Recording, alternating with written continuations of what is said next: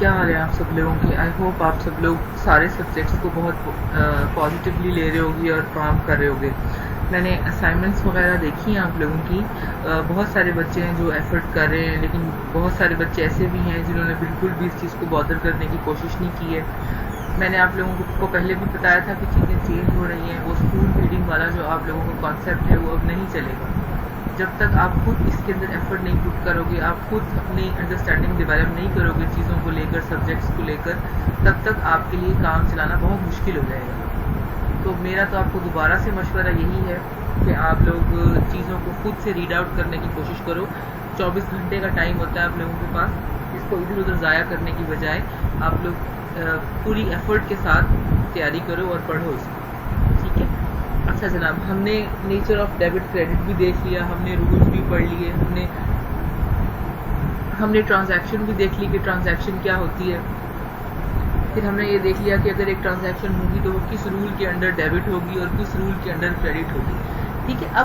अब जो कि हमारे पास हम बड़े लेवल के बिजनेस को देखते हैं तो हमारे पास समझो आपके फॉर एग्जांपल एक दिन में कोई हज़ारों के करीब ट्रांजैक्शन हो रही है, तो उन हज़ारों के करीब ट्रांजैक्शन को रिकॉर्ड करने के लिए हमारे पास जो चीज़ इस्तेमाल होती है उसको कहलाती है जर्नल। जर्नल एक पैटर्न का नाम है। उस पैटर्न के अंडर हमने एंट्रीज को रिकॉर्ड करना होता है, ठीक है। यहाँ पे एक वर्ड यूज हुआ होगा डे बुक। जर्नल को हम डे बुक कहते हैं। डे बुक इसलिए कहते हैं इसको क्योंकि हम इसमें ना डेली की ट्रांजैक्शन रिकॉर्ड करते हैं। मतलब डे में, दिन में जितनी भी ट्रांजैक्शन हुई है वो हमने इसमें रिकॉर्ड करनी है, इसलिए हम इसको जर्नल कहते हैं, ठीक है। जर्नल की कुछ कैरेक्टरिस्टिक्स होती हैं। इसमें कैरेक्टरिस्टिक में क्या है जनाब कि सबसे पहले तो ये है कि डबल एंट्री यहाँ से शुरू होती है। मतलब एक ट्रांजैक्शन के दो इफेक्ट्स जो होते हैं वो हमने यहाँ पे शो करने होते हैं, यहीं से शो होते हैं वो, ठीक है। जो भी ट्रांजैक्शन होगी सबसे पहले वो जर्नल में रिकॉर्ड होगी। मतलब अगर आपने किसी भी अकाउंट की जो ट्रांजैक्शन हुई है उसका आपने ओरिजिन मालूम करना है, ठीक है, तो वो आपको ओरिजिन कहाँ से मिलेगा? जर्नल से, ठीक है। इसलिए इसको बुक ऑफ ओरिजिनल एंट्री भी कहते हैं कि सबसे पहली जो एंट्री होती है वो यहाँ पे रिकॉर्ड हुई है, सही। उसके बाद है a transaction is recorded on the same day. हाँ अच्छा, जो जिस दिन ट्रांजैक्शन होगी उसी दिन आपने उसको जर्नल में रिकॉर्ड कर लेना है अपने पास, ठीक है। जिस दिन भी आपके पास ट्रांजैक्शन फॉर एग्जांपल सुबह 9 बजे हुई है, 10 बजे हुई है, उस दिन में एक तारीख की, फॉर एग्जांपल 1 तारीख की हम बात करते हैं, 1 तारीख में जितनी भी ट्रांजैक्शन होंगी आपने उस दिन में डेट के साथ रिकॉर्ड कर लेनी है, इसलिए इसको हम डे बुक भी कहते हैं, सही। अच्छा, इसके बाद जो है वो चूंकि ये तरतीब में एंट्रीज की जाती हैं इसलिए उसको क्रोनोलॉजिकल बुक भी कहा जाता है, ठीक है।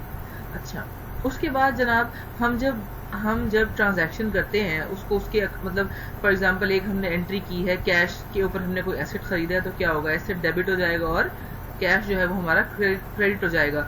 तो अब दो अकाउंट यूज हो रहे हैं, एक कैश का और एक उसका एसेट का। इन दोनों अकाउंट का जो ओरिजिन जब हम इनके लेजर्स बनाएंगे आगे, जब हम इनके आगे से बैलेंस शीट वगैरह में पुट करेंगे चीज़ों को, तो इन दोनों का जो ओरिजिन होगा वो हमारा जर्नल होगा। मतलब हम जर्नल से इसका ओरिजिन उठाएंगे अकाउंट का, ठीक है। इसलिए इसको लेजर का असिस्टेंट भी कहते हैं कि यहाँ से हमें लेजर के जितने भी बैलेंसेस मालूम करने होते हैं वो हम जर्नल से उठाते हैं, ठीक है। समझ आ रही? पहला स्टेप जर्नल्स, उसके बाद लेजर बनाना। तो पहले स्टेप, अभी हम फर्स्ट स्टेप की बात कर रहे हैं कि पहले स्टेप में क्या होगा, उसको जो अगला स्टेप होगा उसका ये असिस्टेंट का काम देगा, क्योंकि उस अगले स्टेप के लिए चीजें जो हमने उठानी है वो हमें जर्नल्स प्रोवाइड करेगी, ठीक है। फिर दोबारा से मैं आपको कह रही हूँ इसको पढ़ो, कुछ भी मुश्किल नहीं है इसमें, बिल्कुल आप इसको जहन भी नहीं सवार करना कि ये अकाउंटिंग है तो किसी के बगैर समझ नहीं आएगी, ऐसा कुछ भी नहीं है। तो सिंपल जर्नल सी बातें हैं। अभी हम आगे इसको देखते हैं और क्लियर हो जाएगी आपको, ठीक है।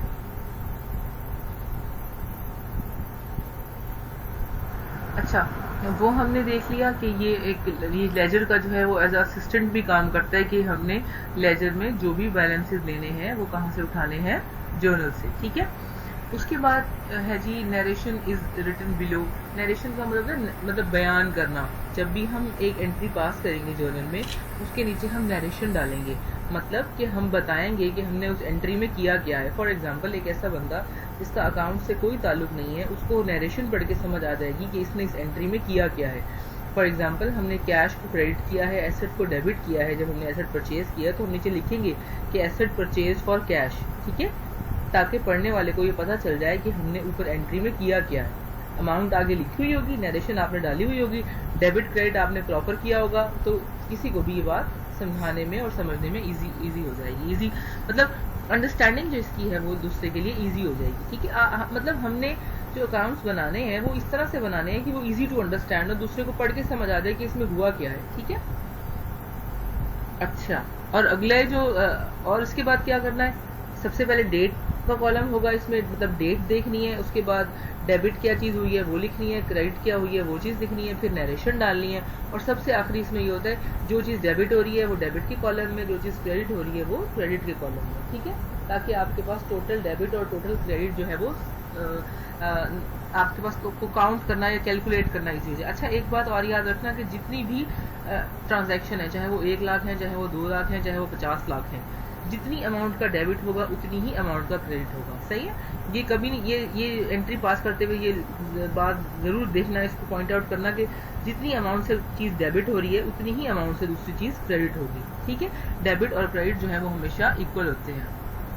अच्छा जी जनाब, इसके फिर कुछ एडवांटेजेस लिखे हुए हैं कि जैसे ही एंट्री होती है वैसे ही रिकॉर्ड कर दी जाती है, तो कोई चीज़ मिस होने का चांसेस जो है वो बहुत कम हो जाते हैं। सही है, और इसके अलावा पूरी की पूरी स्टोरी आपके पास आ जाती है कि इस दिन क्या हुआ, अगले 1 तारीख को क्या हुआ, 2 तारीख को क्या हुआ, 3 तारीख को क्या हुआ, और अगर कोई आगे लेजर में कोई मिस्टेक हो जाए तो आपको डिटेक्ट करना इजी हो जाता है, क्योंकि आपने पहले एंट्रीज जो है वो पास की हुई होती हैं। तो अगर कोई मसला निकल आया, कोई चीज़ बैलेंस ना हो रही हो या डेबिट क्रेडिट इक्वल ना हो रहे हो, तो आपको पीछे देखने में आसानी होगी कि आप उसको पॉइंट आउट इजीली कर लोगे।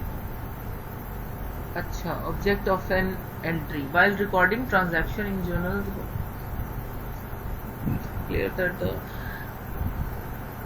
अच्छा, हाँ जी, एंट्री का मकसद उन्होंने कहा है कि एंट्री का मकसद क्या है। एंट्री का मकसद वो जैसे मैंने अभी आपको बताया कि एक तो हमें उसकी डेट पता होती है, दूसरी उसकी नरेशन पता होती है, दूसरी हमें उसकी अमाउंट पता होती है, फिर हमें ये पता होता है कि इसमें कौन कौन सा हेड जो है वो, कौन कौन सा अकाउंट जो है वो डेबिट हो रहा है या क्रेडिट हो रहा है। तो हमारे पास ना, मतलब हमारे पास एक जो भी हमने दिन में ट्रांजैक्शन की है उसका हमारे पास हर तरह से रिकॉर्ड मौजूद होता है।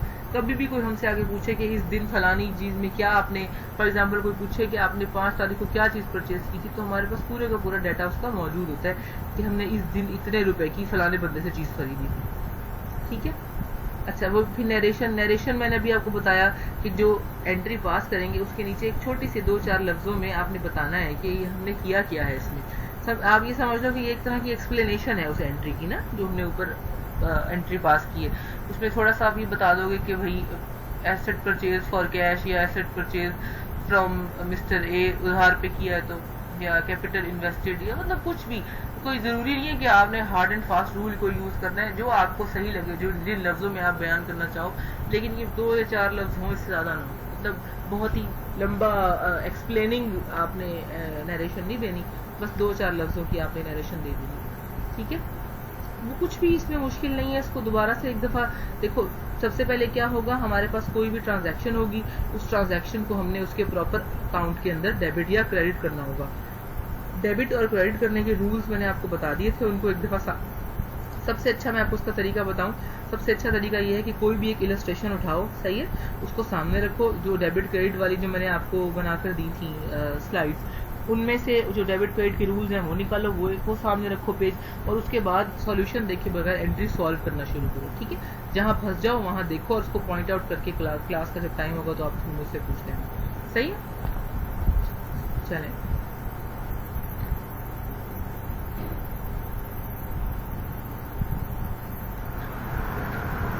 अच्छा जी, ये इस पेज पे जो है वो फॉर्मेट दिया हुआ है इसका।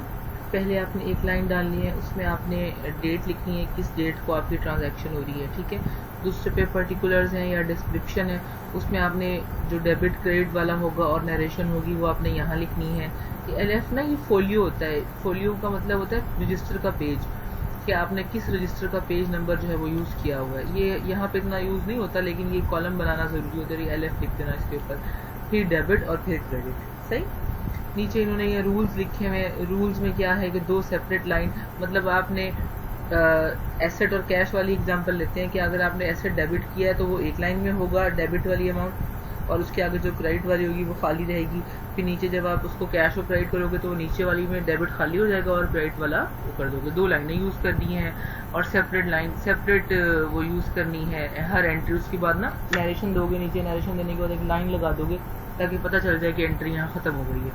ठीक है, मतलब वो सिंपल सी बातें हैं कि उनको कैसे आपने चीज़ों को लिखना कैसे है, सिर्फ लिखने का तरीका बताया हुआ है कि पहले डेट डालनी है, फिर डिस्क्रिप्शन, फिर उसके बाद फोलियो नंबर, फिर डेबिट और फिर क्रेडिट। ठीक है, जब डेबिट लिख दोगे यहाँ ना ये लोग ना टू का लफ्ज इस्तेमाल, डेबिट हुआ है टू कैश, मतलब कैश की वजह से ये एसेट डेबिट हुआ है। जब भी क्रेडिट लिखना है ना,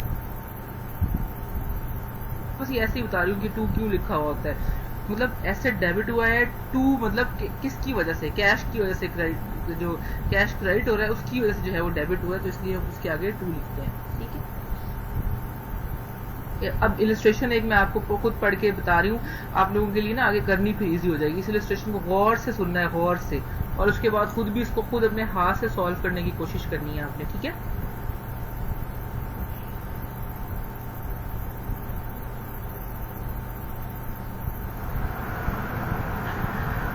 अच्छा अब ये मैं आपको इलस्ट्रेशन जो है वो बता रही हूँ, ये देखते जाओ साथ साथ, एक दफ़ा डेबिट क्रेडिट के रूल्स भी रिवाइज हो जाएंगे और साथ साथ आपको वो भी पता चल जाएगा कि जर्नल कैसे बनाना है।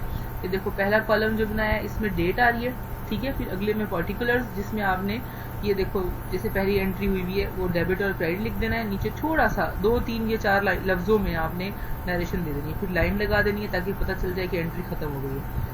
फिर अगली डेट की एंट्री इसी तरह से करनी है। फिर आगे देखो डेबिट और क्रेडिट में कैसे किया है उन्होंने, जहाँ कैश लिखा है उसको पहली लाइन में कैश को लिखा हुआ है, दूसरी लाइन में कैपिटल को क्रेडिट किया हुआ है। अच्छा पहली हमारी एंट्री है, on 1 January 1991 mister Salman started business with capital of 20,000।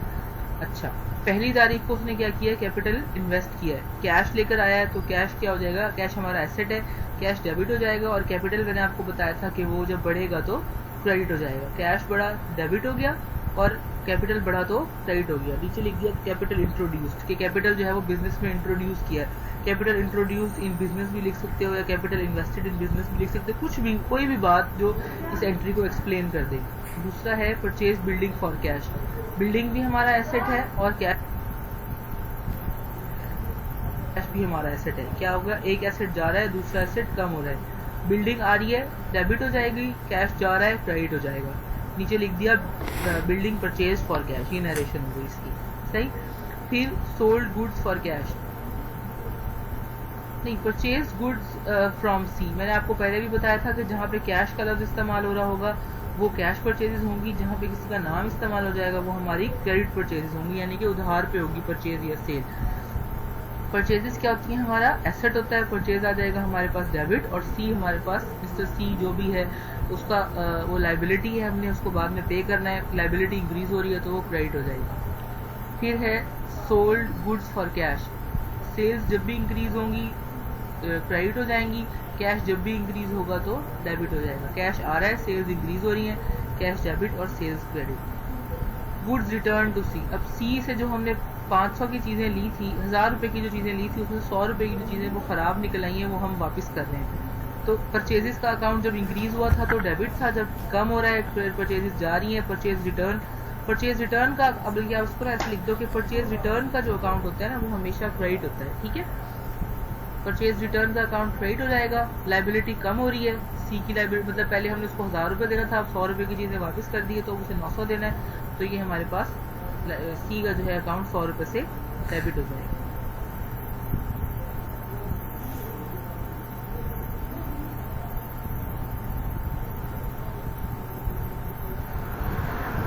फिर रहमान को सेल्स किए हैं, राम यूज हुआ है तो सेल्स जो है वो क्रेडिट पे है। रहमान से पैसे लेने हैं, ये जिससे पैसे लेने होते हैं वो हमारा एसेट होता है, जिसको पैसे देने होते हैं वो हमारी लाइबिलिटी होती है। पैसे चूंकि हमने हमारे पास आने हैं, हमने लेने हैं रहमान से, तो ये हमारा अकाउंट्स रिसीवेबल है, अकाउंट्स रिसीवेबल हमारा एसेट होता है, ये डेबिट हो जाएगा, सेल्स हमारी क्रेडिट हो जाएंगी। फिर ये कुछ सेल्स रिटर्न हुई हैं, सेल्स रिटर्न का अकाउंट हमेशा जो है वो डेबिट होता है, सेल्स रिटर्न का अकाउंट डेबिट हो जाएगा और रहमान का अकाउंट जो है वो क्रेडिट हो जाएगा 25 से, मतलब पहले हमने उससे 400 रुपये लेने थे, अब हमने उससे 375 रुपये लेने हैं। फिर ये सैलरीज दी हैं, सैलरीज हमारा एक्सपेंस है, सैलरीज का एक्सपेंस मैंने आपको बताया था इंक्रीज होगा तो डेबिट होगा, एक्सपेंस पे कर रहे हैं, दूसरा हम कैश जा रहा है, कैश कम हो रहा है तो हमारे पास क्रेडिट हो जाएगा। फिर रेंट का भी यही है, रेंट भी एक्सपेंस है तो रेंट जा रहा है हमारा तो डेबिट हो गया, और कैश जा रहा है तो वो क्रेडिट हो गया। अच्छा, ये कुछ ना नीचे टर्मिनोलॉजीज दी हुई हैं, इन टर्मिनोलॉजीज को जरा एक दफ़ा रीड कर लेना आप लोग, पढ़ ये सुनने से पहले भी। उसके बाद जो है वो इसको बल्कि इसको ना हम चलो अभी देख लेते हैं। कैपिटल का क्या अकाउंट है? कैपिटल वो अकाउंट होता है जो कि बिजनेसमैन इंट्रोड्यूस कराता है, वो कहलाता है उसका कैपिटल, और जब भी ये आएगा ये क्रेडिट होगा हमारा, ठीक है। ड्राइंग्स वो होती हैं कि जो भी जिसने पैसे इन्वेस्ट किए हैं ना, वो अपने पर्सनल यूज़ के लिए अगर बिजनेस से कुछ पैसे ले लेता है तो वो कहलाता है ड्राइंग अकाउंट, ठीक है। और ये ड्राइंग जो है वो कैपिटल में से माइनस कर देते हैं इसको, ठीक है, क्योंकि कैपिटल कम हो जाता है ना, उसने अपने पर्स मतलब एक बंदे ने 50,000 लगाया था, उसमें से उसने 5,000 अपने पर्सनल यूज़ के लिए ले लिया, तो वो बिजनेस में तो 50,000 ना रहा ना, बिजनेस में तो 45,000 रह गया, तो ये कैपिटल में से माइनस हो जाएगा। और ड्राइंग्स हमेशा एक्सपेंस होती हैं, इसको हम डेबिट करते हैं। बाकी ये आपके काम का नहीं है। आप ये कंपाउंड एंट्री देखो, मतलब इसमें ये था, कंपाउंड का मतलब होता है इकट्ठा, ऐसी एंट्री जिसमें एक ट्रांजैक्शन में 2 से 3 लोग, 2 से ज़्यादा लोग इन्वॉल्व हो जाए।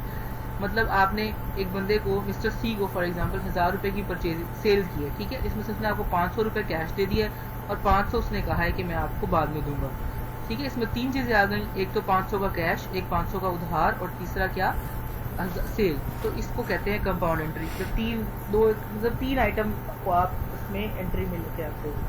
कैश डिस्काउंट अलाउड, अच्छा कैश जो है वो हमारा, जब हम डिस्काउंट देते हैं वो हमारा लॉस कंसिडर करते हैं, इसलिए इसको डिस्काउंट अकाउंट में हम डेबिट कर देते हैं, ठीक है। अगर डिस्काउंट देखो जब भी हमें मिलेगा वो हमारी इनकम होगी तो क्रेडिट होगा, जब भी हम देंगे तो हमारा एक्सपेंस होगा, हमारा लॉस होगा, ठीक है।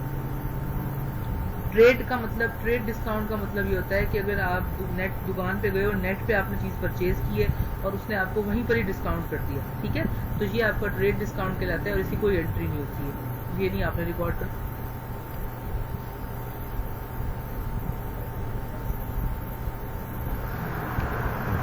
अच्छा, गुड्स गिवन अवे, फिर जनाब के ऐसा होता है कि आपने ना कुछ गुड्स आपके पास थी, वो जैसे अभी कोरोना में आपने सुना होगा अक्सर के अलकरम वालों ने 1 लाख बेडशीट्स दिए हैं और खाड़ी वालों ने 1 लाख मास्क दिए हैं, तो ये होती है गुड्स गिवन अवे, जो आपने बिजनेस परचेज पर्पस के लिए नहीं दी होती, लेकिन वो आप क्या कर देते हो, ऐसे चैरिटी में दे देते हो या वैसे दे देते हो।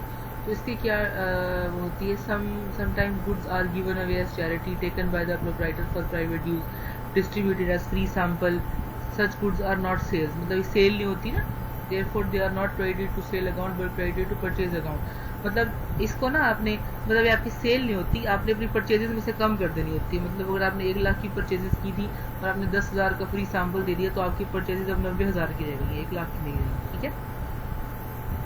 अच्छा, बाकी दूसरी ये ट्रांजैक्शन है और दूसरी इलस्ट्रेशन है, इसमें वही चीज़ें हैं जो सारी जो अभी मैंने आपके साथ डिस्कस की थी। एक दफ़ा इसको खुद देख लेना, पढ़ लेना, कोई चीज़ समझ ना आए तो कुछ चीज़ें ना आपको वो हो रही हो तो फिर आप उससे बात करके, जब तक इसको खुद अपने हाथ से सॉल्व नहीं ना करोगे चीज़ें समझ में नहीं आएंगी आप।